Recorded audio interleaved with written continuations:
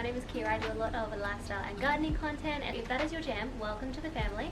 I'm 33 years old, I live in Melbourne with my fiance and our puppy Alba, and I grow everything on a balcony in containers.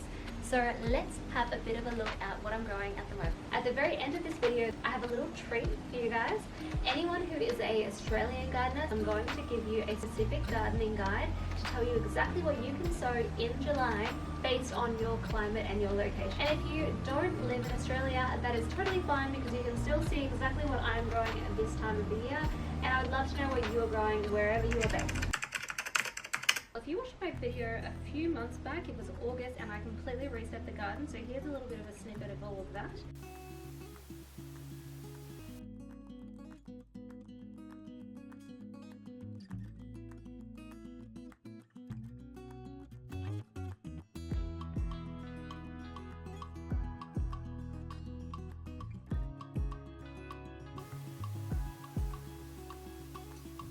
First thing you'll notice around my kitchen garden is these two pots here.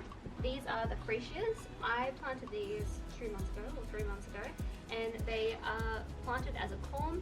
Planted them in. I've never planted these before, but the whole idea of planting these Freesias around the kitchen garden is flowers attract bees, and then bees are just great as a beneficial insect to have in the garden. Although these vegetables here in the kitchen garden don't require pollination, it's just a really important way of including flowers in and around your garden where possible. You're not going to regret doing that.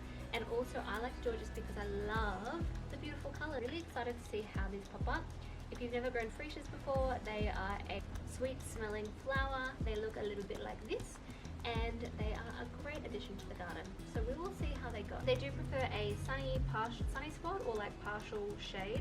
This area in the garden probably gets around like 3 to 4 hours of sunlight a day, sometimes 6 if you're lucky, but it's not a lot of direct sunlight, so these are going perfectly in this particular location at the moment. Now let's have a look at what's actually growing inside the kitchen garden here. I'm going to insert in the video what this looked like literally a few months ago in the first video, but here is the rockets. So these are the rocket seeds I planted out. I love adding these to any of my scrambled eggs or salads. Even though it's winter at the moment, these are still a really great item to have in the garden, and they're growing really, really well. The next one over is the coriander. The coriander is thriving, but I'm going to show you the difference between coriander from seed versus a store-bought coriander. So this was coriander I planted out from seed, which is growing really, really well. And then there's a little rogue rocket in there as well, you can see.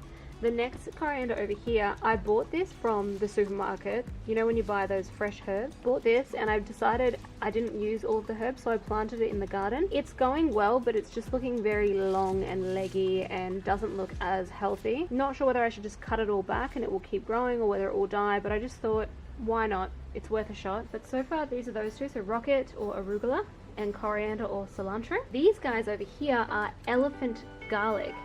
Now I may have made a few mistakes here. One, they're very close together, like that far apart.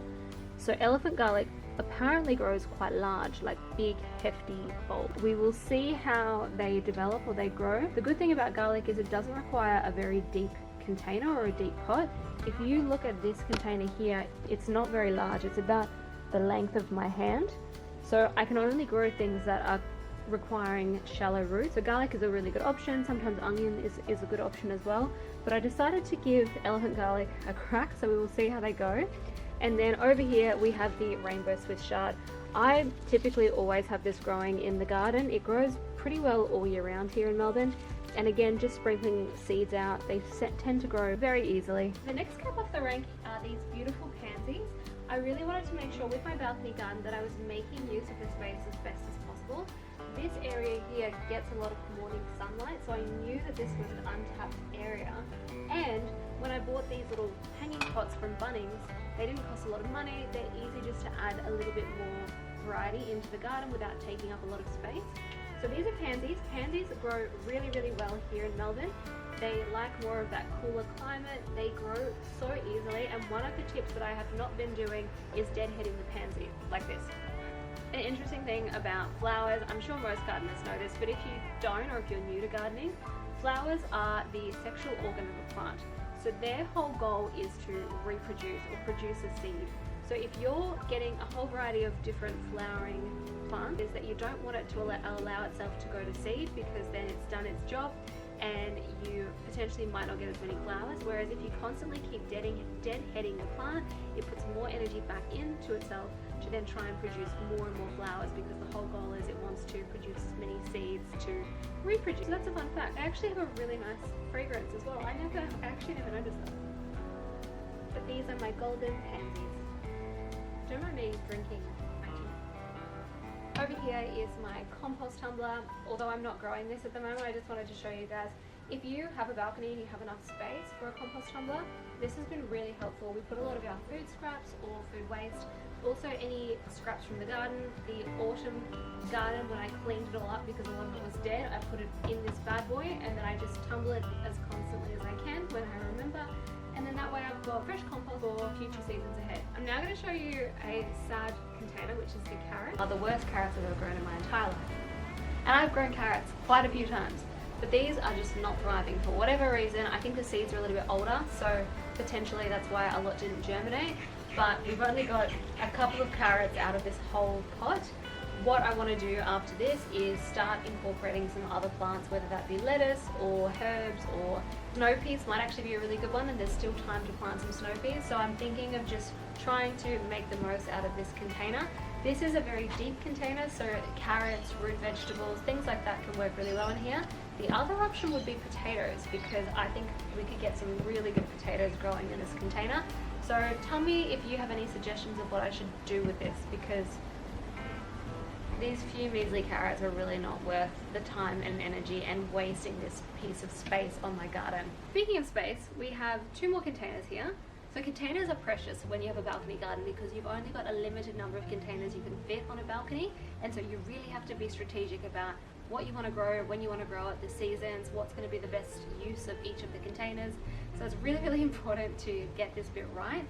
Over here we have the Ranunculus. So this is one of my Ranunculus flowers that's currently growing in this pot with some weeds along with it. Ranunculus make for fantastic cut flowers, and they are such a great option to be growing at this time of year, because it means that you can slowly grow them throughout the season, and then when it comes to spring and summer, you should theoretically have some beautiful blooms to add in vases or just keep around your garden. This container here I've been saving because I'm not sure whether I want to grow potatoes in this container or if I want to grow something completely different. This container we have our Chinese cabbage Wombok. I may have made another mistake here and placed them too close together. The damage is done. We will see how they go. They are growing really well, really strong, and I can't wait to see if we can get some really big, beautiful Wombok cabbage from this. Interestingly enough, typically I struggle with brassicas, and you'll notice that there is no other real brassicas in this garden. That was on purpose, because in Melbourne in the last few years we have struggled so much with white cabbage moth or white cabbage butterfly. They decimated every other plant that I grew that was a brassica this time of year. So this time I was like, enough is enough, and so far we're going pretty good. Again, this is really the only thing that is technically a brassica, but everything else you'll see are not brassicas, and that is strategically for that reason. This I think could be a potato, but the purpose of these 2 pots are for actual potatoes. So I'm going to be getting some spuds or seed potatoes soon, and these 2 bad boys will be full of seed potatoes, so then we can start growing some beautiful potatoes over the rest of the winter and then into spring. These beautiful things are snapdragons. I bought these from the garden store the other day because I could not say no. They were just so pretty. I really would love to have these scattered around the garden. They are just so beautiful. Love the little pops of colour. They've been growing really nicely so far, and I've got a few little buds popping up here. Again, deadheading snapdragons is really important. And then behind the snapdragons I've got another little baby Ranunculus that's growing along here. I had extra corms and I couldn't bear to throw them out, so this is where they are right now. Over here we have the Ranunculus. These are also growing in my little standing garden here.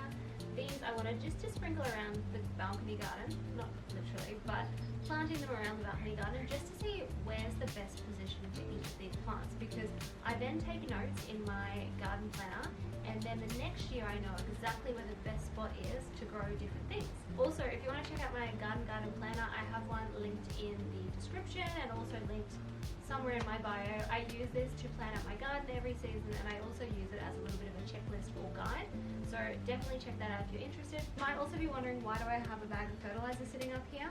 Well, Alba, our dog, decided that she would get into this when we weren't looking and tried to ingest as much as she physically could, as quickly as she could. We then realized what she was doing. She needed to be made to vomit up as much of this as she had eaten, because apparently it can actually coagulate in their stomach, and if it's not dealt with, then they might even need surgery. So this is a lesson for everybody, including ourselves, that fertilizer and dogs do not mix. Speaking of Alba, if you are a balcony gardener, or you live in an apartment or in an urban setting and you don't have a big backyard but you have a dog, or you want to get a dog, these are really great. So this is Alba's little toilet, but we buy the turf from Bunnings, and then we actually bought this little toilet square wooden thing from Facebook Marketplace. This has been a godsend, and we typically go through the turf maybe once every 3 to 4 months. We keep watering it just so it stays alive and it's very green and happy, but this is really handy if you have a dog. Here we have onions. I wanted to make use of the space that I have, and so you'll see here these little basket containers. I just wanted to make sure that I was leveraging as much space as possible. This actually used to be Alba's cage to keep her from getting into mischief when she was a really little puppy. I used it as my little wall garden, and these pots actually came from a wall garden company called Dwarf. So I've started to use these around the garden where I can, and it just helps, again, maximize space when you don't have a lot. I planted out these onion seedlings a few weeks back now. They seem to be thriving, they're growing really well. One thing I actually learned about onions, which I never knew, is that ideally, to have the best onions possible, you want these little this green growth here to be as thick and luscious as possible. That's going to give you the biggest onions. These are a really good, like, set and forget kind of vegetable too. Here we have my prized possession, my dwarf lemon tree.